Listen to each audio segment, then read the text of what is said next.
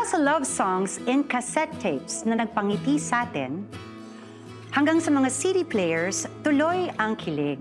And now with music apps in our phones, non-stop playing ang pagmamahal. Love songs will always be timeless.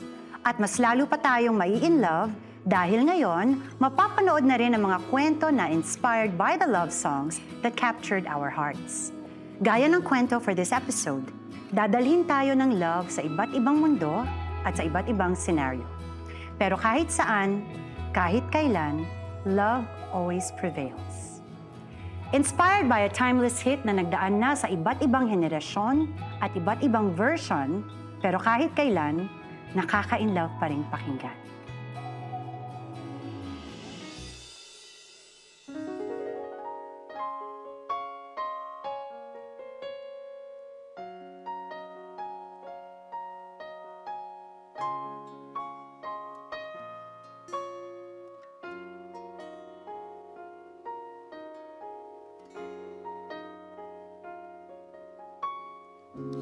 Nagtatanong ang isip, di raw maintindihan kung ano ang nararamdaman. Dapat mong malaman, sa puso ko'y ikaw lamang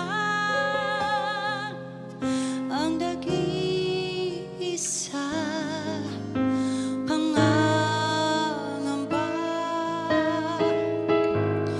Dapat pang isipin, walang hanggan. Asahan mo na kahit kailan di kita iiwan.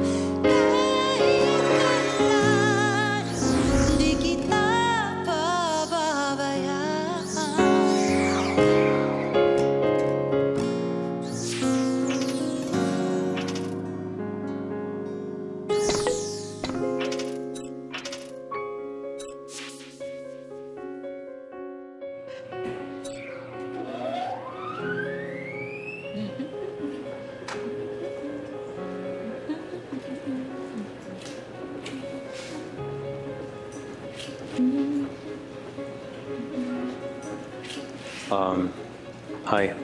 Oh. Yung ano mo.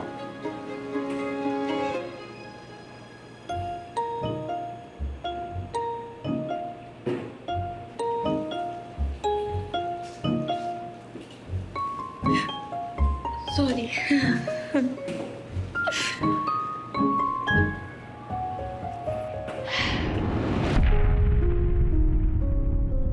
Para po sa inyo, ano pang perfect meet cute? Meet Cute. First cute encounter ng mga bida sa isang romantic story. There are so many ways to craft a meet cute. It doesn't have to be perfect. Actually, mas maganda nga kung hindi perfect eh.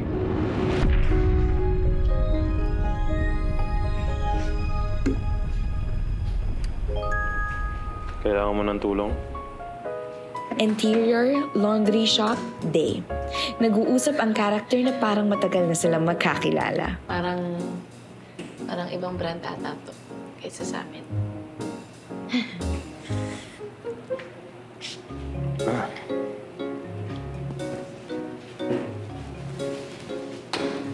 Diyan mo ilagay. Yung mga di kulay.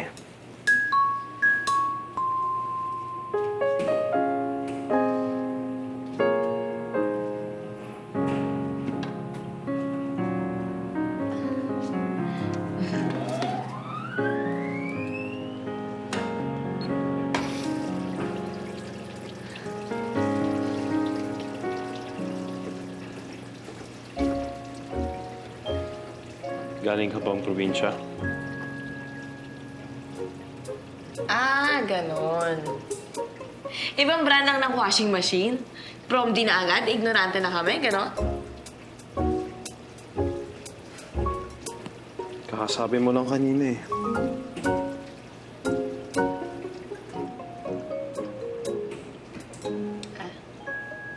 Oo nga. Oo nga. mo, kakalipat ko lang. For work. Kahit wala pa akong work officially. Alam ko na iniisip mo na, dagdag lang to sa Maynila, dagdag lang sa traffic dito sa Maynila. Pero, hindi kasi pantay-pantay yung opportunities dito sa bansang to eh. Alam mo, laundry pa lang, parang ang rutinary mo ng taon. Nahusgahan mo naman agad ako.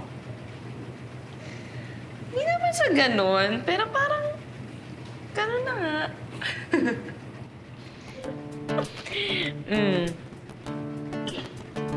Oh. Papatak sa... Oh!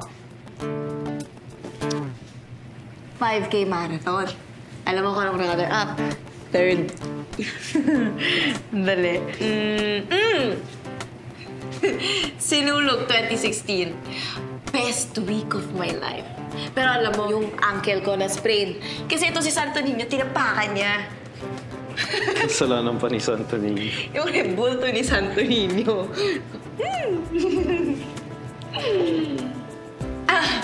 Eto, dahil matalino ako. Siyempre, alam mo naman. Tagisan ng talino, 2010. Pati ba naman yan? 2010 pa, halos isang dekada na yan sa'yo. Di pa ba inaamag yan? Ang point ko lang naman is, huwag mong gawing mundo yung trabaho mo. I don't know. I guess I'd rather stick to my routine. But I do admire people like you who take risks, especially yung pagpunta mo sa Manila. Ikaw, have you ever taken a leap of faith? Hindi naman madali eh. Yung pumunta dito na walang kasiguraduhan. Pero ang alam ko lang, I just had to. If it's gonna make me happy, then why don't I take the risk?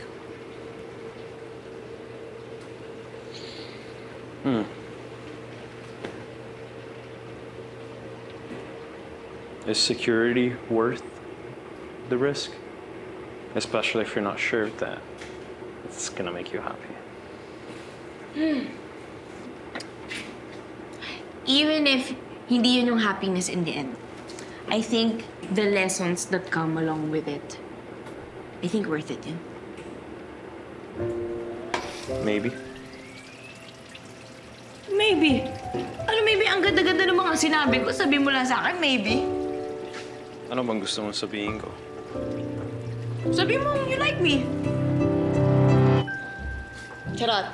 Sabihin mo, I will take that leap of faith. Ganon. I will take... Hindi sincere eh. Ipikit mo yung mga mata mo. Tapos damdamin mo. Sabihin mo, I will take that leap of faith. You mean I will take a leap of faith? Oo, basta ganon.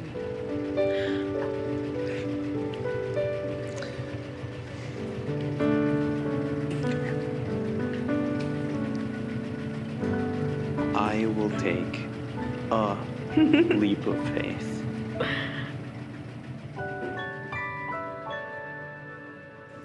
Pwede mong punuin ang dialogue. Sa unang pakikita ng mga bida, komportable na sila sa isa't isa. Meron ng connection. Pwedeng yung meet cute mo, tahimik. Walang nagsasalita, pero intense. Umpisahan mong magkalaban yung mga characters.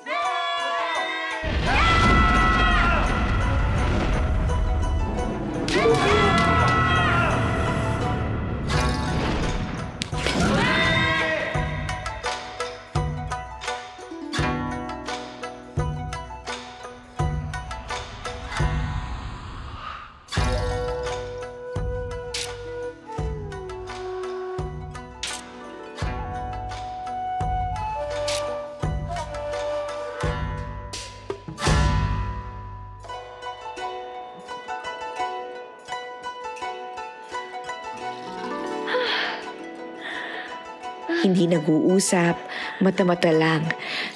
Pero ang mga tinginan nila maraming sinasabi.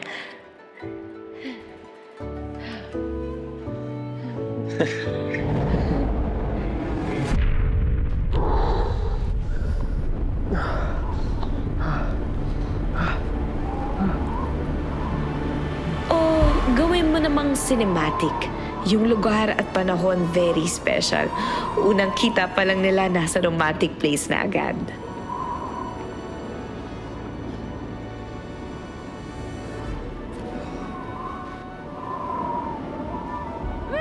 Ang cold naman ito.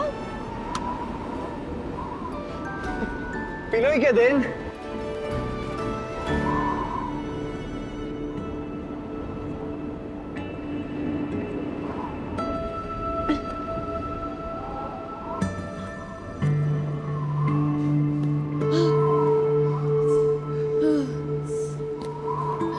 Okay ka lang. Sa altitude siguro yan. Hindi. Kasi, you take my breath away.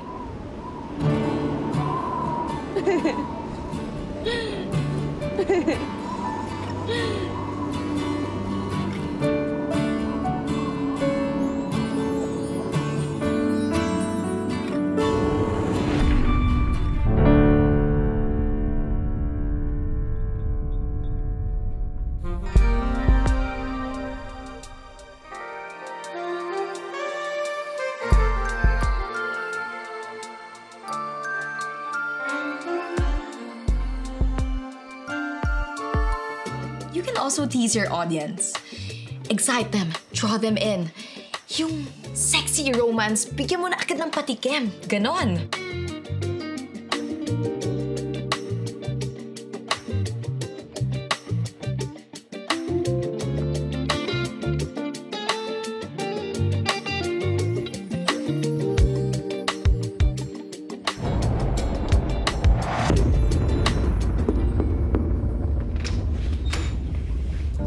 Oh, hello. Pasok.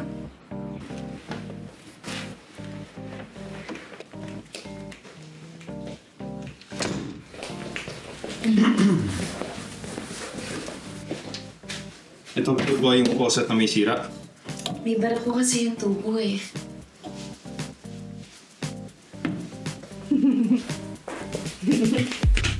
Or wala nang tease-tease pa. Bigay mo na. Meet cute pa lang. Pasabog. Ganon. Ooh.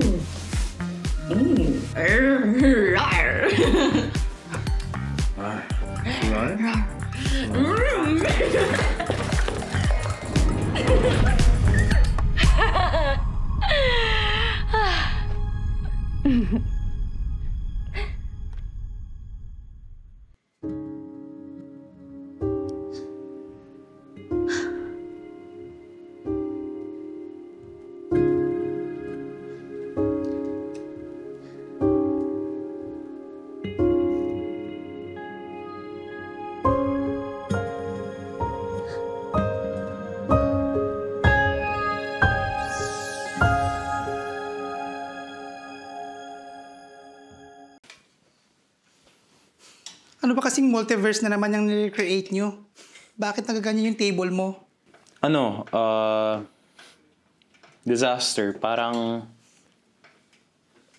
earthquake, ganun. Lakas talaga ng trip nyo, no? Diyos ko, parang hindi ka naman nasanay sa amin. Alam mo naman kung bakit namin ginagawa to, di ba? Oo, alam ko. Sinusuportahan mo si Gian. Siyempre, mahal mo siya eh. Ang dami niya kasing mga short stories at screenplays na hindi niya natuloy gawing pelikula. Kaya, ayun, tinutulungan ko lang naman siya. Ken, remind ko lang sa'yo ha, accountant ka. Hindi ka writer katulad ni Gian. Ano ba? Hayaan mo na. Ito ang gusto niya. Kung ano nagpapasaya sa kanya, gagawin ko. Ganun kasimple. Pero, ang inaalala ko lang, paano kung mapano si Gian?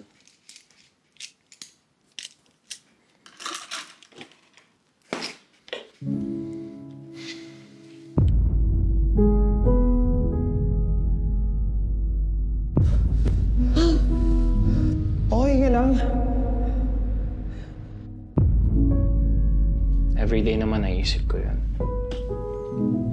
Everyday kahit nasa opisina kami.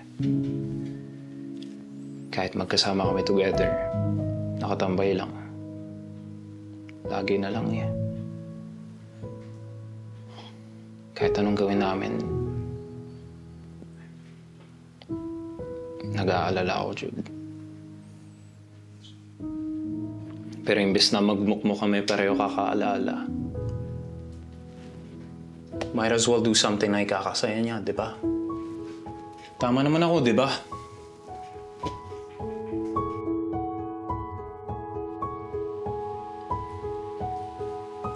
Sinasabi ko lang naman sa'yo, Gian. This is real life. Hindi naman katulad ng mga kwento, pelikula na sinulat mo. You're dealing with your own health, your own mortality. 5 months. 5 months since tinaningan na ako ng doktor dahil sa cervical cancer ko. Tingin mo ba hindi pa rin akong handa? Huwag magsalita ng ganyan. Mom and Dad's death prepared me, ate. Tsaka, nandun si Ken. Nandoon siya sa lahat ng pinagdadaanan ko. Instead of him enjoying his youth and exploring life, he was taking care of me.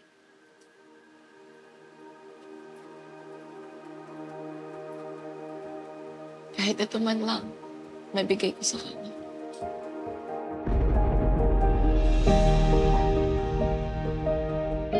I want him to explore and do more exciting things for himself. Pumunta sa mga lugar na hindi niya napuntahan. Mga bagay na hindi niya nagawa kasi ginugol niya ang oras niya sa akin. Gusto ko mag-take siya ng risks. Gumawa siya ng mga bagay sa labas ng comfort zone niya para sa sarili niya.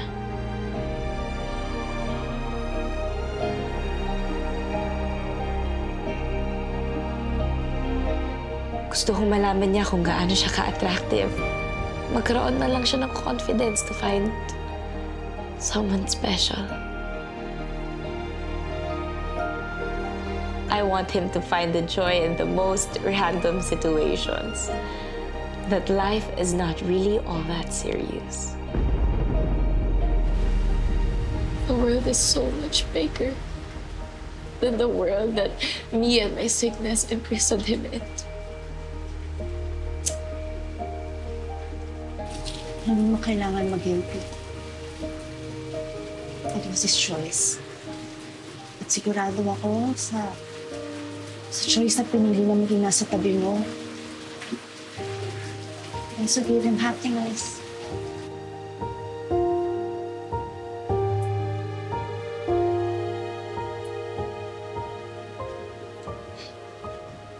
G? G, bakit?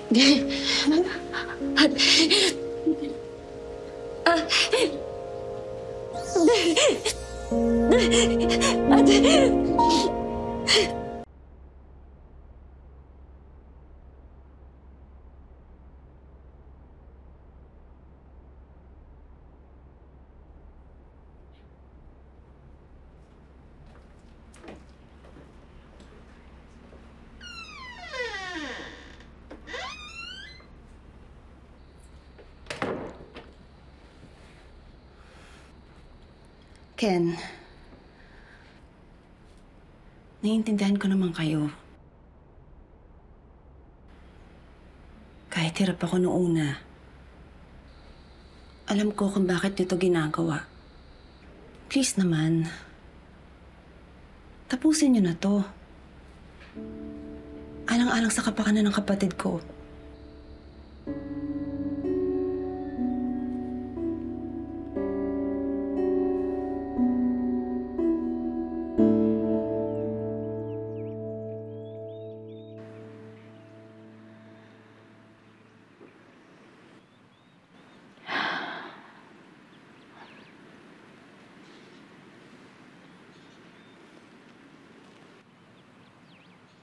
G.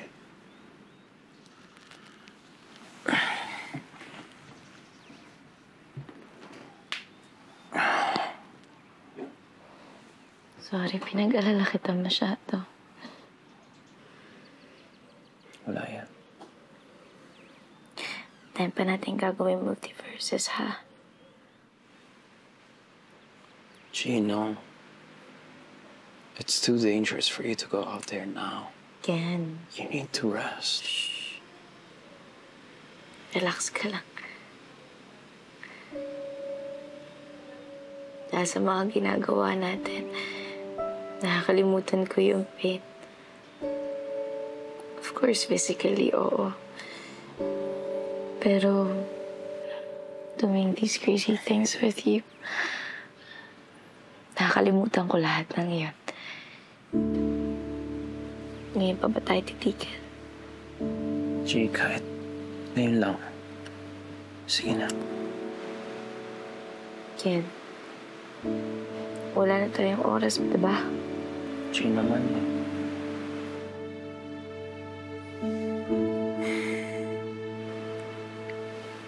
Kahit ngayon lang. Sige na.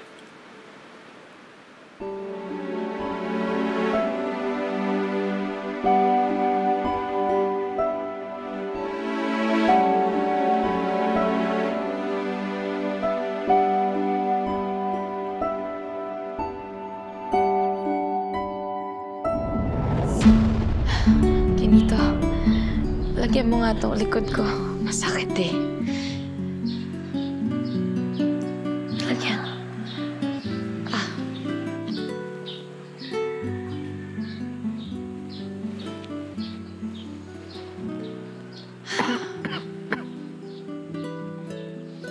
Yan ang ilagay mo kapag kumikirot ang likod mo, ha?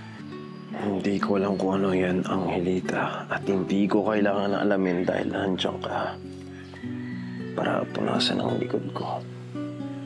Kailangan mo matutong ikaw maglagay sa likod mo. Kaya mo naman, diba? Or better find someone else na. Can we stick to the script, please? Sa huli, tayo pa rin. Magkasama.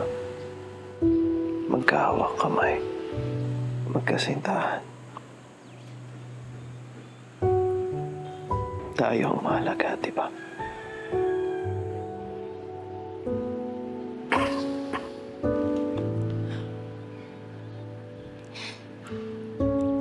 Kapag lumalala na yung rayuma mo, kapag lumalala na yung katarata sa mga mata mo, piliin mo maging masaya, ha?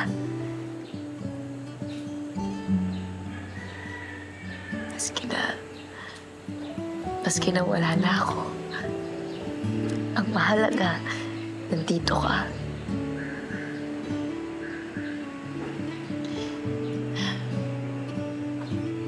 Marami ka pang kwento.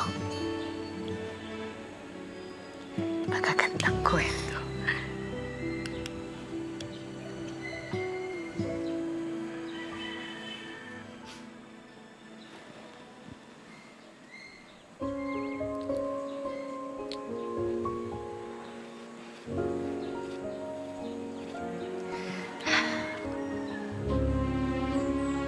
Mahal kita. Mahal na mahal.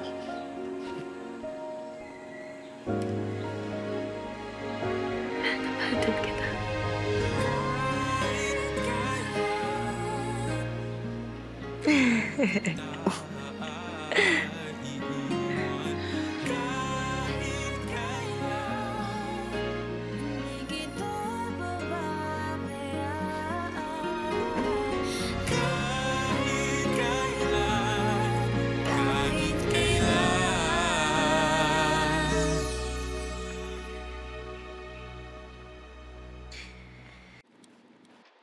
How about the ending po, Miss Gian? That's a very hard question. Actually, endings are the hardest for me. pwedeng yung ending nag-iiwan ng tanong kaysa kasagutan. Do you really need to erase my memory? Sorry. Please don't. Kailangan eh. Actually, naiingit nga ako sa'yo eh. Why? Kasi may mga memories din ako na gusto kong kalimutan.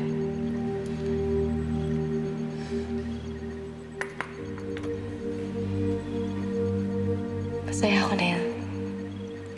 Masaya ako na hindi mo na ako maalala. Why? Kasi kahit gaano tayo naging kasaya noon,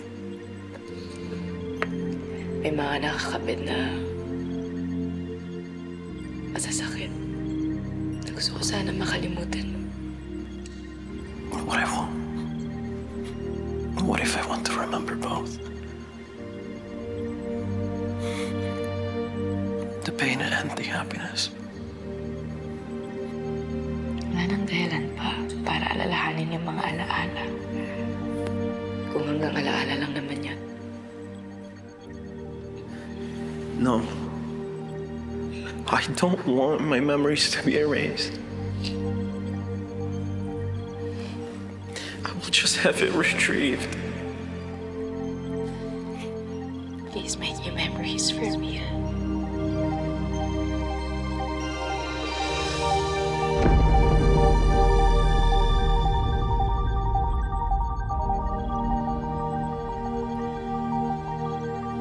Pagkatapos pumili ng mahirap na desisyon ang tauhan, ano ang susunod na mangyayari?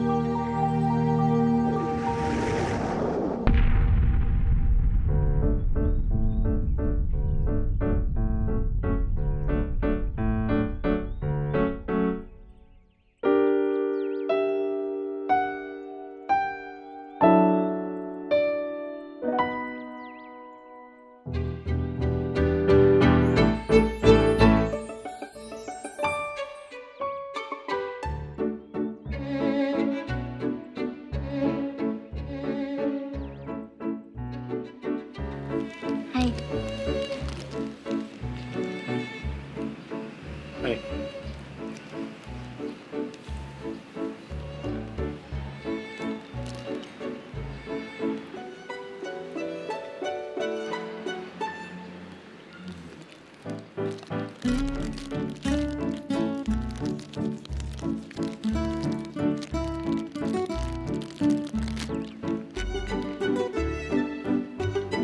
But I always believe in going full circle. Na kung paano mo sinimulan ang kwento, you can also end it similarly.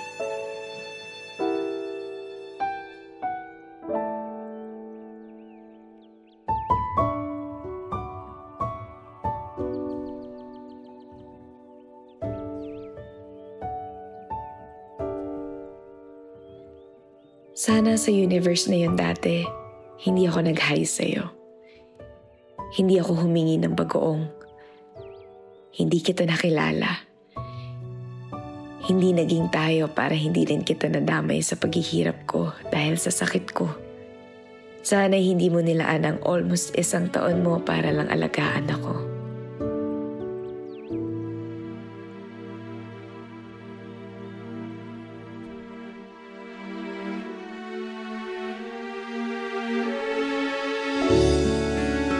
Ang daming alternative universes na pinalagpas mo para lang makasama mo ako. Pero ngayon, I hope you choose the universe na para sa'yo naman. Mahal na mahal kita. Pero mas gusto kong mas mahalin mo ang sarili mo this time around. P.S. Baka naman sa ibang universe, magkita ulit tayo. Ibang sitwasyon, ibang pagkakataon.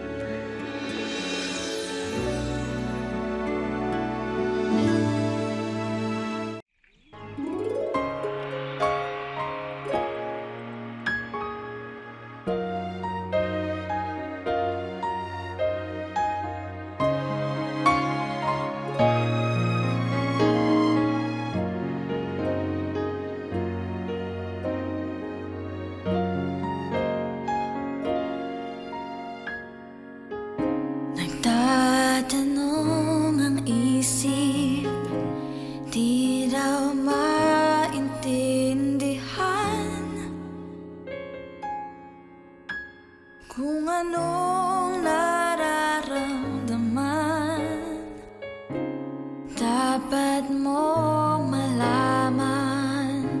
Sa puso ko'y ikaw lamang ang nag-iisa. Pangangamba,